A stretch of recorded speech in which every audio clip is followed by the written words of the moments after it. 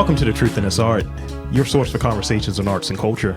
I'm your host, Rob Lee, and I am delighted to have my next guest, a creative writer and poet turned economic developer, and he is the new president and CEO of the Greater Baltimore Committee.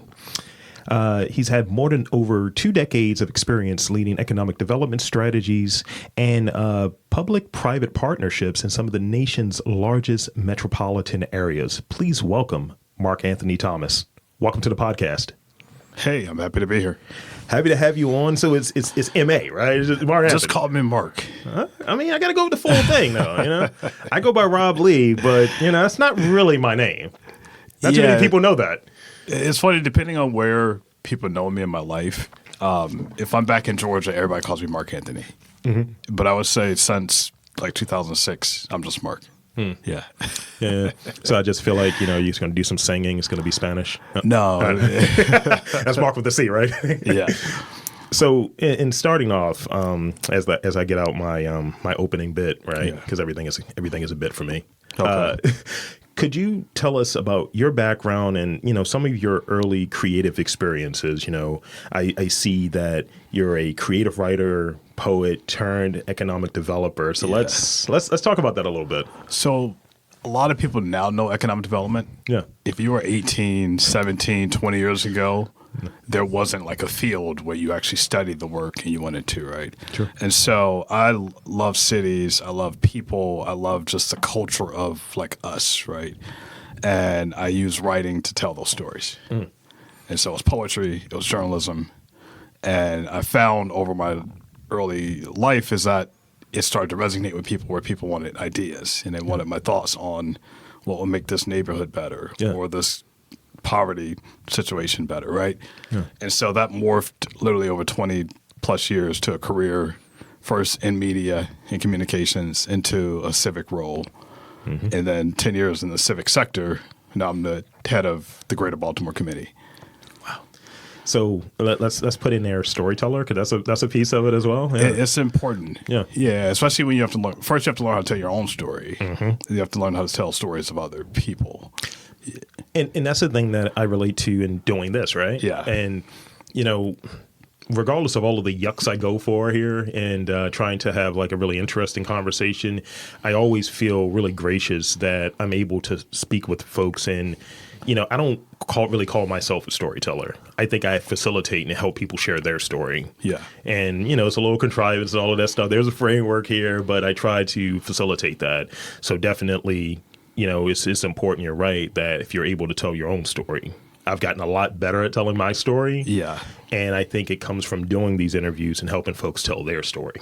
Yeah. I kind of done it the backwards way, I suppose. It also takes time to learn how to tell the story of you being a storyteller. Right. And I think I learned that in my teenage years when I was trying to go to college and apply for scholarships. Yeah. I remember writing essays and then attaching poetry to the essays. Nice. In hopes that like something would pop so I could actually go to college, right? Yeah. And so you don't forget those experiences. You just grow from them, right? It's almost a version of like trying to go viral. Yeah. It's like, let me attach this here. Yeah. So speak on a bit, if you will, some of your earliest experiences with like art, creativity, writing, because this, truth in this art, right? And how did they like inspire you during this sort of creative like journey? Because, there's these really early moments. Like some people will say, hey, when I grew up, I remember we lived near this mural, right? And it inspired me to seek out this artist. And then they became a mentor, and that's a through line. That's a starting point for them. So for you, what does that look like for you? Yeah, so I grew up in Atlanta, and I mean, obviously, when people say Atlanta, it's like the whole metro, right? And so I grew up in what is DeKalb County, very middle-class black area, a lot of culture that you see people debating now. I met Maya Angelou when I was 10, right? Like you just don't get that opportunity unless you're in certain places. Yeah. And so that was inspirational. And getting exposed to like, okay, there are black storytellers and black journalists who excite me at what they do, right? Yeah. And so I've been writing since I was like 14, 15. And it started with literally poetry. Yeah. And I noticed something where my English teachers started to interact with me differently when they realized I had a gift. Yeah. And then I grew up, if you're familiar with like the Southern churches, my family was Church of God in Christ, which is like the most conservative of of the church community. But in that environment, I was told I was favored. Like, I have this talent that you actually need to invest in it. Yeah. And in the pure vein of that, if you don't invest in it, like, you won't receive the blessings you need, right? Right. And so that meant I had to actually become a better writer, right? And so that morphed into literally being a student journalist and learning how to do reporting and learning how to analyze issues and learning how to communicate those issues broadly to a lot of people. Yeah. And so all of that, in my mind, laid like the framework for me to just continue to build. Yeah. And if you come from a humble background, you don't have any entitlement. Sure. Like, absolutely. you're literally willing to work for whatever you believe you deserve. Yeah. And that was my upbringing. So I've always been like a hard worker and never assumed that I was guaranteed anything just because I was like in a certain place or had achieved a certain thing. I hear that. Yeah. I definitely relate. And I think that's a big piece of the culture that's here in Baltimore. Yeah. Yeah, it's like, we're going to try to over deliver. We're going to try to just give extra because we're inclined to work hard. Yeah. Yeah, please. Yeah, and I want to ask, so if for a lot of people, their passions start as a teenager or it may start in their 20s. Yeah. For me, it started young, but then it really started to pick up in my like young adulthood. Yeah. And so I went to the University of Georgia, became a student journalist at the college newspaper there. And that's when this is like the 90s. So college radio, record stores, college papers, people don't realize how much that was part of like culture, right? Yeah. And so I became Georgia's first black editor for the newspaper. Nice. And I was alpha. I was like brother of the year fraternity. So everybody knew me and people were reading my writing when I was like 19, 20, more broadly than like my church and like the Atlanta community. But when I was graduating, I actually was more fascinated with technology intersecting with media and creativity. Yeah. And you couldn't really study journalism with anything digital unless you were doing like TV production. Yeah. And so I wanted to actually go the corporate communications route because I thought I could actually use technology and computers and presentations and like all things tied to communication. Yeah. And so that ended up being my career route. At the same time, I started publishing poetry books. Yeah. Yeah. And so it gave me a lot of just fulfillment in everything that I wanted to like say and do. And that was part of my like story. Thank you. Yeah. See, here's the thing. You're an overachiever. I don't like it. I don't like the overachiever thing because now you're just knocking out my questions like they're just pushovers. You answered like 3 questions already. So shout out to you, but also it's making me feel like I need to revise my revised questions now. So, having that, what were, when you're looking for sort of that entry point of blending this creative satisfaction with sort of this career pursuit and then eventually leading into this sort of like shift to like what we call economic development. Yeah. So talk about that and talk about some of those sort of like highlights on that was satisfying you in both spots, like from a creative standpoint and from a professional standpoint. And I say that and I ask that because sort of me podcasting came out of that. This whole idea of I was like 24 in my first job out of college. And I was like, I am depressed. I'm not able to do anything creative. And I took a marketing job, but it was a marketing analyst job. Okay. Thinking I could flex some of those creative muscles. It's like, no, get to that spreadsheet. So I was able to eventually combine the two. And I think that there's a moment that when we're creative, we're looking at both. Yeah. So I would say, when I was in Atlanta, and this is in my early 20s, I actually skewed more creative than I wanted to be. Okay. Where by the time I released my second book, I was on literally all the radio stations, like very visible. Yeah. I would get commissioned to do poems. And so my identity felt more driven as an artist than I wanted. Mm-hmm. And I felt like I had this serious side that I needed to further explore. Right. And so I had this moment where I'm like, I need to leave the South. Like, there's no way for me to kind of reinvent myself the way I want unless I go to another market and really push myself. And so I ended up going to New York City, went to grad school at Columbia, and studied policy. Okay, yeah. And so that's when I learned, like, okay, I can truly deploy my creative writing to tell stories, to really understand policy, to understand issues that are of interest to me. And so I was fascinated with stuff like the drug trade, because it was like 20 years of the world drugs, right? Yeah. And so I was doing a lot of just writing in school on those types of issues, and ended up landing a job at what was a think tank in a magazine called City Limits in the Center for Urban Future in New York. Yeah. Covered all things New York City, communities, economic development. And I was their deputy director. Wow. And so I developed a business plan to spin our magazine off, and then became their publisher. And so by the time I turned 30, I literally was like, I get to be this creative person in New York City reinventing media for like digital audiences and mobile audiences and finding all these innovative ways to get this message out on policy. That is a hell of a rebrand right there. Yeah. Yeah. And so it was the most fulfilling moment I've had as like a policy person meets creativity.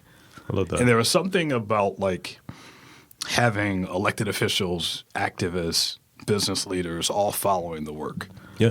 Yeah, because that meant like you're nonpartisan in a trusted way, right? Mm-hmm.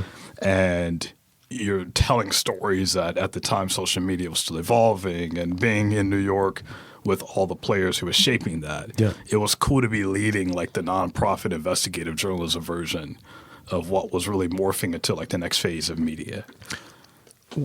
To be able to be in sort of that position, to be able to talk to folks from various walks of life, like, what would you say you can attribute that ability to? Because I think about it from this, standpoint. This is the thing I spend a lot of my time doing. Yeah. Folks will say, how are you able to interview this person and then interview that person like almost back to back? And I'm like, I don't know. I'm just curious. Right. So, but I think being able to have a good conversation with people from various walks of life, not everyone's able to do that. Yeah. And actually influence them to kind of like, you know what, we're on your side, or hey, we support what you're doing, or hey, you know what, let's make this happen. What sort of skills or sort of like traits do you think you have, or that you have that allows you to be so successful at that? Yeah, I think it does root back to being a poet. If you're 16 and you're asked to speak at the funeral or write a poem, you have to really put yourself in that person's environment to understand that. Yeah. And so I've written about everything from like jazz to like people who are going through weddings, and like it tapped into a side of me that you don't really lose. Yeah. Yeah. And then you actually think of the like performance aspect of it, or book signings. Like people come to you and they tell you their whole story because in some way, as this writer or this artist who's being vulnerable with the world, people feel they can be vulnerable with you. Makes right? sense. And so I felt like I had built this connection with humans that just empowered me in ways that influenced my career. I hear you. Yeah. So I love, if there's anything I'm most proud of in my life, is being able to tap into that. I need to steal a little bit. We need to hang out. I need to learn some more because So one, I want to say congratulations. Thank you. For all that you do, but also let's talk about the recent news and Greater Baltimore Committee. So what is it? Because I think a lot of folks don't have a sense of what it is. And I started looking up. I was like, this makes sense to me, but I want to hear it from you. Yeah, and I'll actually step out a little bit, Please. Because the academic side of me. So this is about 10 years ago. I studied how has business influenced innovation and the kind of world order, frankly. Yeah. And you see from early creation of U.S. cities, whether they were creating trade routes or strategies on growing new industries or how the federal government managed corporations when they were being created, business and foundations and private sector entities have always had this role in shaping what that looks like. Right. And you fast forward to 1955, when Baltimore was in a challenging moment then, the business leaders felt they needed to create a version of what you started to see across the world. Got it. What really inspired them was in Pittsburgh. They had a similar model where the foundations, businesses came together to clean up the air and clean up the environment and said, okay, this is not going to solve itself unless we get involved. And so when they created the Greater Baltimore Committee, that was the purpose of like, how do we support economic growth, arts, culture, really move this region forward in the right way. And it was, at least how I've interpreted it, is it was the best of intentions, right? Yeah. And so when you fast forward now almost 70 years, when this opportunity opened up, my first thought was, I haven't seen the scale of business leadership in Baltimore when you look at what this place has been through in the last decade. Yeah. And I'm pretty comfortable in Pittsburgh. I have a great job at the time, right? And I've worked in a number of cities. In my mind, I was like, I don't want to do this again. Right. I was like, because you don't think on a map like Baltimore is going to call me and say, hey, there's an opportunity for you here. And so I can't imagine where else I would go that I would be fascinated to kind of rewrite kind of what the civic role would be for that place. Right. Not Chicago, not Philly, not any other place. But when this opportunity opened up and I thought about what GBC was created to do, I'm like, oh my God, this would be amazing. And it took me not a lot of time, but a moment to really just pause and say, if I can change this is legacy building stuff, right? Yeah. This helps our communities. This helps the world learn from places that have been through like the most challenging things. Yeah. And if I can do that, that would be worth living for. I like that. Yeah, so that's how I ended up at GBC. And that's really the purpose of what GBC is set up to do, is really bring private sector leaders together, businesses, universities, nonprofits, and set a table for us to make an impact that only happens when you bring that kind of power together.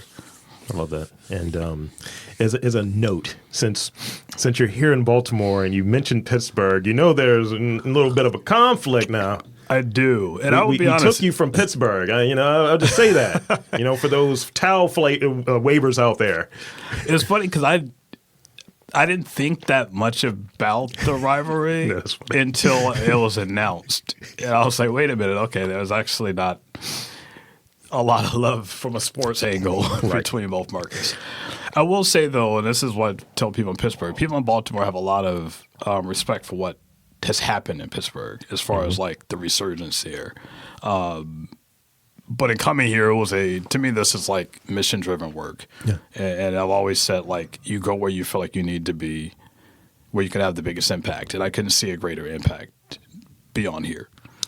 So in having that history there and seeing it as sort of this legacy component here, like, what's on the docket for you? Like, what are your sort of like key priorities like coming up? Like that you're like, I want to focus in this area, and like, how does that like look for you? Because I know, and I've seen it in different places where when folks come in, they're coming in almost like Reggie Hammond, right? And it's like, it's a new sheriff in town and all of this.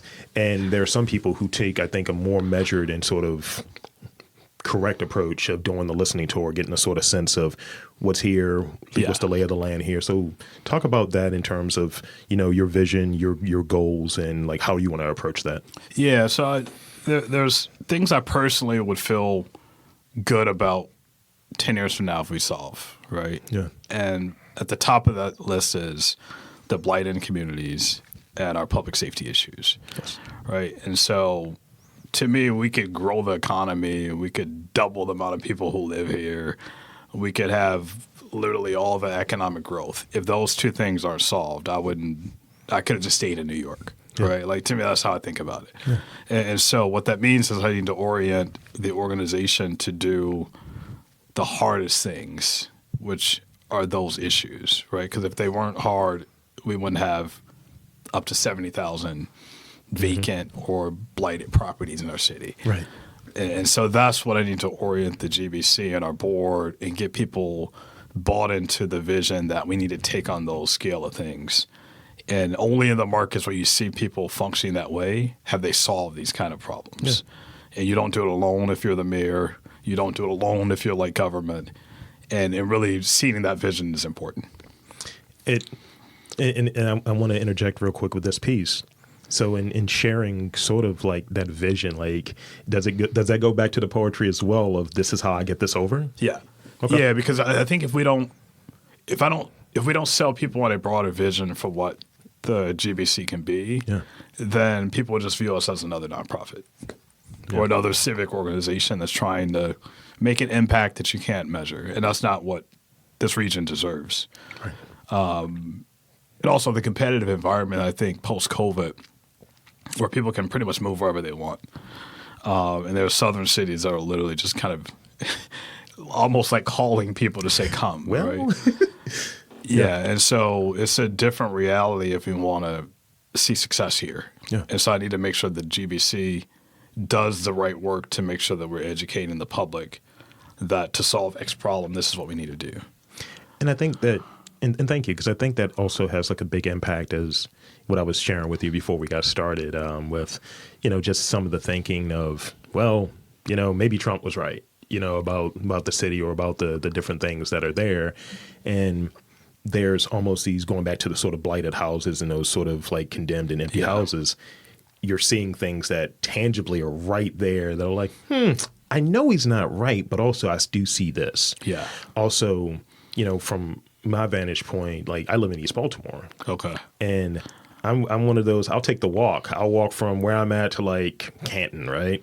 And it's probably about a 35 minute walk. And you see some neighborhoods that are really tight and they're developing new properties and all of that good stuff. And then you see other ones that are kind of like not getting that sort of same treatment. Yeah. And, it's almost like you'll see like the trash blowing by, almost have the tear coming down or whatever. Yeah. And it's almost this sense of, I think some people feeling like, hey, we don't deserve better because we don't see better. Yeah. And I think my sense is though, people can leave if they can, right? Yeah. And so when I think of my own upbringing, you hear the term crowded homes. Like that's a term I learned a lot when I was in California, where it's like more than one family's in like a house, right? Yeah. And so there was a point where they may have been like 4 of my mom's siblings, and all of us were in like a big crowded home because people were migrating to Georgia. Now they all have houses. Like they've actually made the trajectory up the ladder, right? Yeah. But there is a point where it's like, look, we're all in this together, and it is riskier for us to stay where we were than to all leave and move somewhere else. Mm-hmm. And I feel like for a lot of our cities where the poverty has been as entrenched as it is, when you're seeing that population decline, you're seeing new blighted houses being added, people are moving away, right? Yeah. And I think we don't have any choice at this point but to really tackle the environment that's created the conditions that we see. Yeah. Or else we can't grow our region with a hollowed out core. Because it's almost on you could have all of these great ideas and, act on some of these things. But if it's on like a shaky foundation, it's like and I like that. Like this is the hardest part.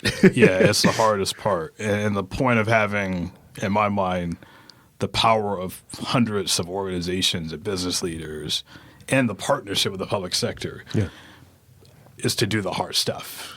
And it means there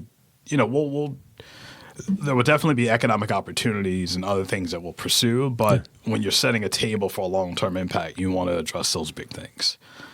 And I saw that done well in New York and Atlanta. I mean, when you think about just the culture there, there's a reason why Atlanta and Birmingham are not the same city, because they were, frankly, like when GBC was founded, they were roughly around the same size. Oh, wow. Yeah. It's interesting having sort of those comparisons, right? Like, I was in New Orleans not long ago, and really like New Orleans. And New Orleans has like population is like half the size of Baltimore. Yeah. And it's not deemed as a small city. But Baltimore's kind of looked at as a small city.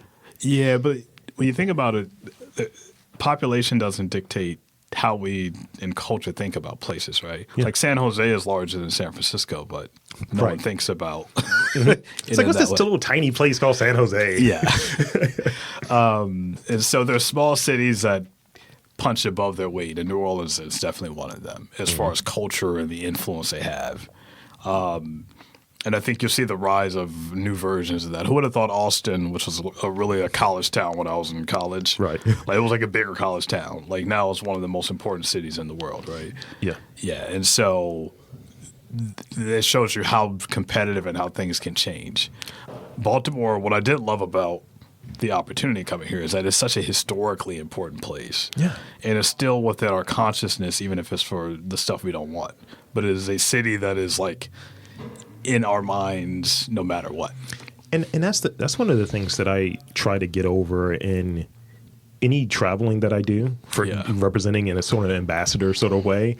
Like I've been to Austin, so that's, for this podcast, or even when, the opportunity presents itself, there's a mic, there's an interviewer or something. They're like, so tell me about Baltimore. It's like, it's not what you've heard. Yeah. And, we have a lot of history, as you touched on. It's a very old city. Yeah. So it's going to have history there. And I think it's, irresponsible for folks just to say this one thing. It's The Wire, it's this, it's that. And I think some of the stuff that you're describing kind of helps shift that conversation, that narrative. Yeah, and I think it's important for us to own our story. Yeah. Yeah, and in the absence of that, you're only defined how pop culture wants to define you. Yeah. For better or worse. That's sort of the export. Yeah. It's like, oh, yeah, you're going to, like, if, and going back to the New Orleans comparison, because I think there's something there where you hear about music, right? Yeah. You hear about jazz, you hear about this different stuff. And then you have, a lot of richness that comes out of some of the stereotypes, some of the pop culture sort of exports. Whereas here it's just that one thing, a very good show, but just one thing. Yeah. And it's much more there. And I think when kind of everything gets aligned, and that's what it sounds like, that's part of the sort of vision of bringing community together, whether it be from public sector, whether it be businesses, community, all of that to come together to kind of help shift it through GBC.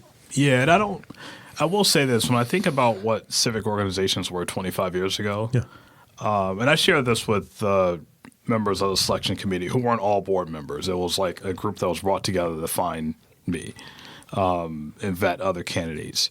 But Atlanta embarked on a brand campaign in 2005 that flopped. And it was so clear to me through that process was we're not embracing the hip-hop side of who we are. Yeah. And like Dallas Austin did a song, and then they had it remixed by the symphony to make it less hip hop. So all these elements of like, we're not trying to be authentic. And I think over time you've seen them embrace that authenticity. Yeah. And as the country is getting more diverse, we all see where the demographics are heading. Yeah. Like Baltimore should be one of the greatest cities in the next 100 years, but we have to position ourselves for that.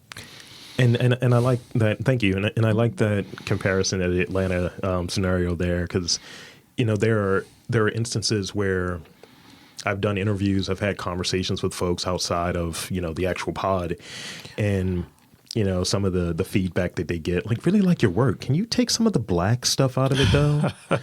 And it's like, do you know the demographics of the city? You know what I mean? And so, talk about that a bit, like in terms of the forefront from a racial component. Yeah, I would say, so this is my view, for places that are pretending that the growth is not diverse, they're not going to thrive.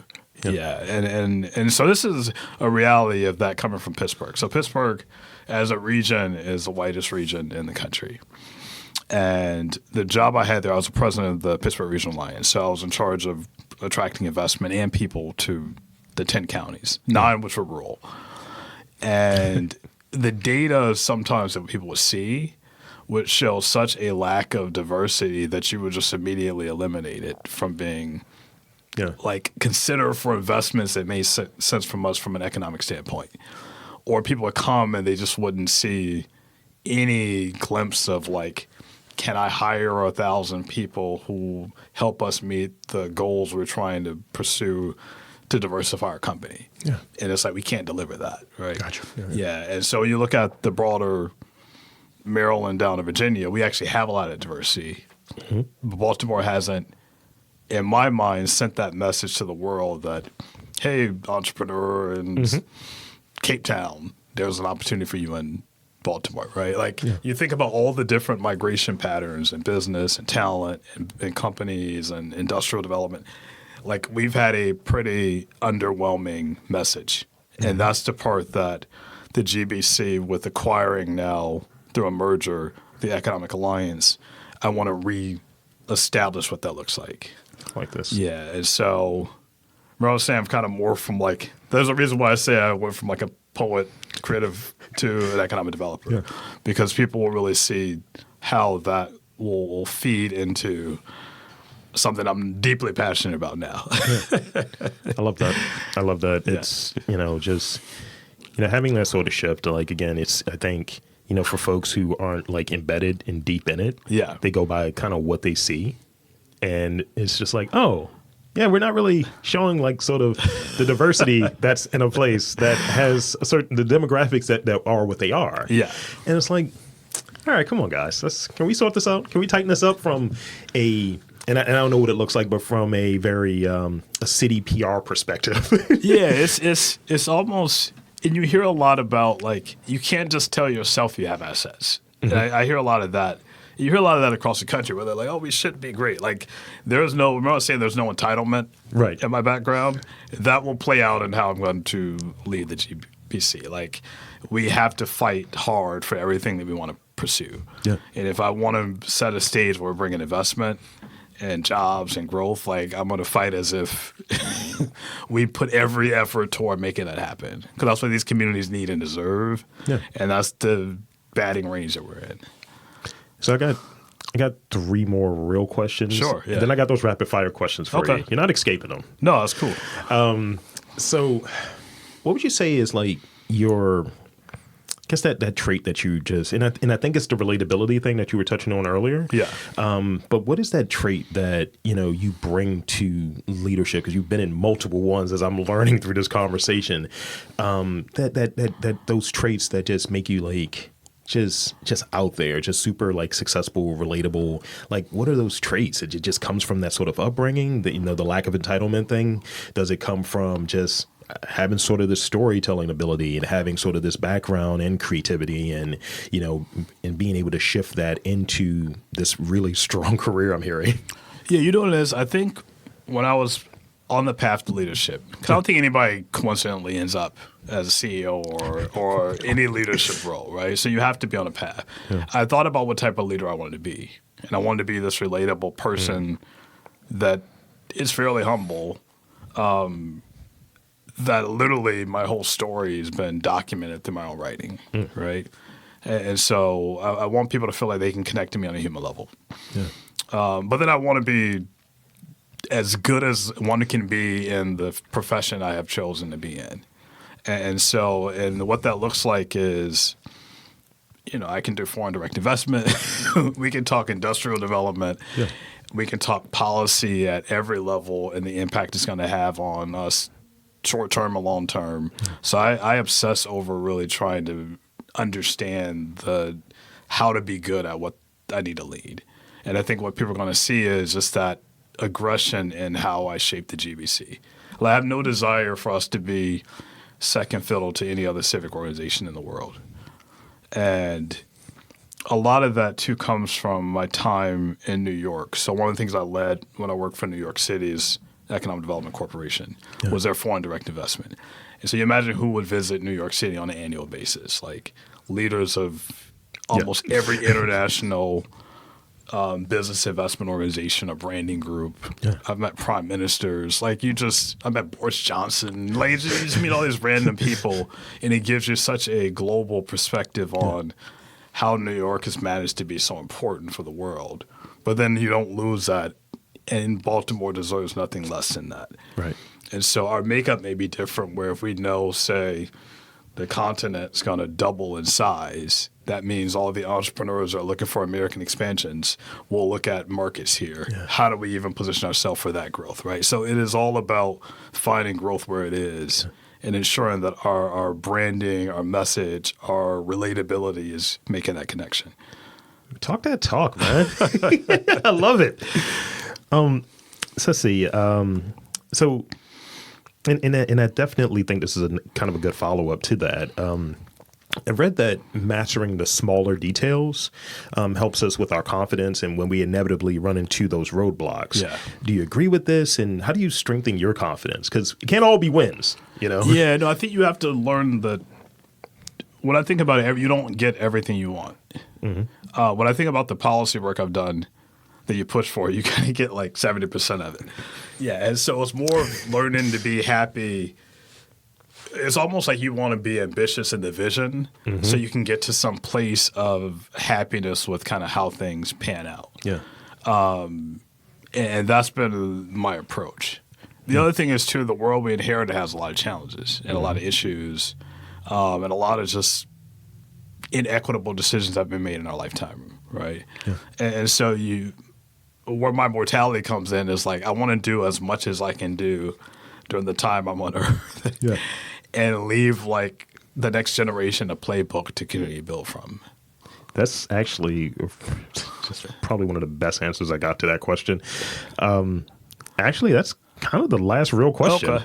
Yeah. See, again, just throwing my questions. It's just like we're in a sparring class. You're blocking that one, slapping that one down. So I want to hit you with these 5 rapid fire questions. Okay. They're all over the place. Yeah, that's fine. Just so you know. How often are you writing these days? Not as much. I did this project last year that was a short film that came from the COVID experience. You know what it was? Like a lot of people, I lost people during COVID, right? And I felt like I had buried that creative side of me where I was connecting with humans through the poetry. Yeah. But I was going through this catalog of writing, and I'm like, I actually have like 15 years worth of stuff that I just said no one has read. And so I wanted – have you seen Aretha Franklin's Amazing Grace? Yeah. So I was inspired by that, where it captured her one night or 2 nights performing. And I was like, I want like one night, and I chose it's like the Apollo of Pittsburgh. It's called the Kelly Strayhorn Theater. And so I performed like 15 years worth of my narrative. Wow. It is free. It's online. And I wanted like people to see it and be inspired. And one of the poems is a letter to my nephew. Yeah. My nephew like got shot. He's survived, but he toys with the same gun violence issues that we deal with in this community. And so it was my way to say like, you're too valuable for us to lose you, right?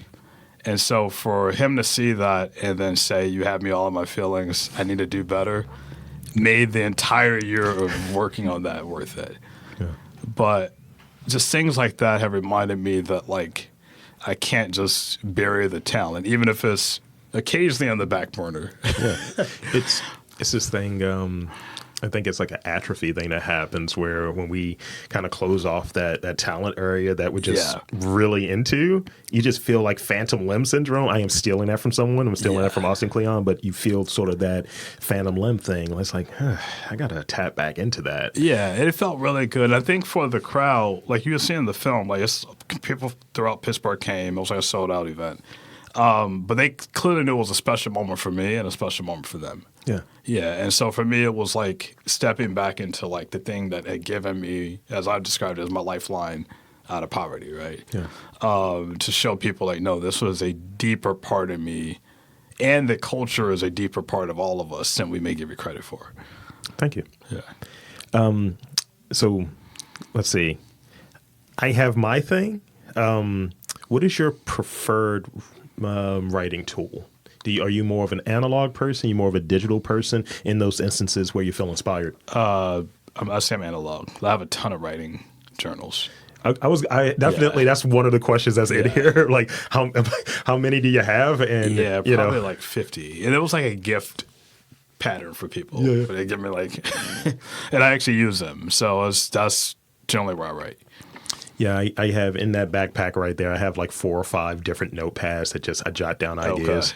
And I prefer that. I think you keep some of the imperfections in there. Yeah. I think when you do it on something like this, it's a little too polished and some of the thinking is lost. Yeah. You know what also, I've always wanted to have, I wanted to be clean in the different art forms that I toyed with, if that makes sense. Yeah. And so with poetry, it's like if you put that in analog form, it feels like it's not the same as writing a speech or writing like a column or something. I hear you. Like this is in its place. Yeah, it's like in this moment, and I'm in that zone. So I got 3 more. What's your favorite snack? Probably Snickers. Okay. Yeah. So that's a great answer. I heard somebody yesterday interviewed. He was like, yeah, like warm water. I was like, hold up. Really? He's like, I fast. I was like, oh. I was like, all right. Snickers is a great answer, actually. Yeah, it's not a lot of calories. Yeah. Let's see. If you could recommend one book that has had an influence and an impact on you professionally or creatively, what would it be? Can I say I have a lot of I have like 400 books. Throw out a few. So on the poet side, and I buy like catalogs of people. I love like Langston Hughes, a guy named Kevin Young, who was a professor. He's a poet. Ted Kuzer, who I love his stuff. So I just buy catalogs of stuff. Yeah. And then on the academic side, I have a lot of autobiographies. So obviously like Malcolm X, people like that. Like those were just like compelling. But I mean, Wes Moore's is good. So I have like those stories. And I more recently bought a lot of policy books on cities and like inequities and how we do things better. And so I have this catalog of like 100+ books of just those kinds of things. I mean, I hear it. It's the you're sharpening that saw. It's like you're living it, you're breathing it, you're consuming it through books or what have you. And I'm hearing it. It sounds just great. Yeah, and then on the poetry side too, I love international books that have been translated. So I have, because there's something universal in how we experience life, right? And so I have books of like from Cuba and like just countries where the writing is like their outlet, right? Yeah. The Middle East, so I'll buy a lot of translated poetry to understand how their emotions were articulated. That's good. Yeah. That's good. I've in going into kind of consuming more media that has sort of that translation component to it. Like I was one of those guys that was really goofy. I wouldn't watch a movie that had subtitles or what have you because I'm like, I'm missing all of the visuals. That's what we're here for.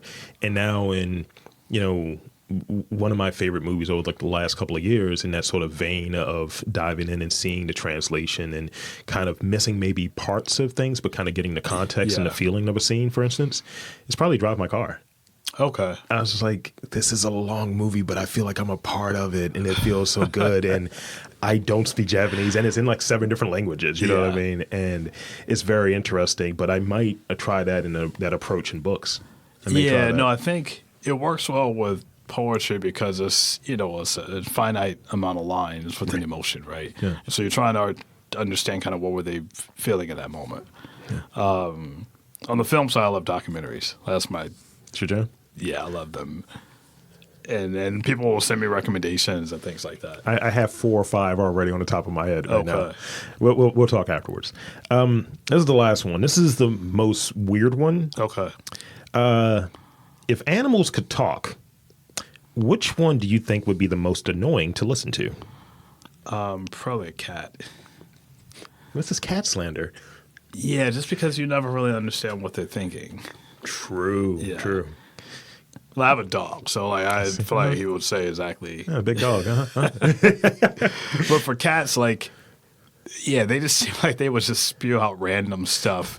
I think that's that legit. would be like annoying, and you would probably put them in a closed room or something. 100%. As a person who has a cat, I may have done that because he's a very chatty cat. Yeah.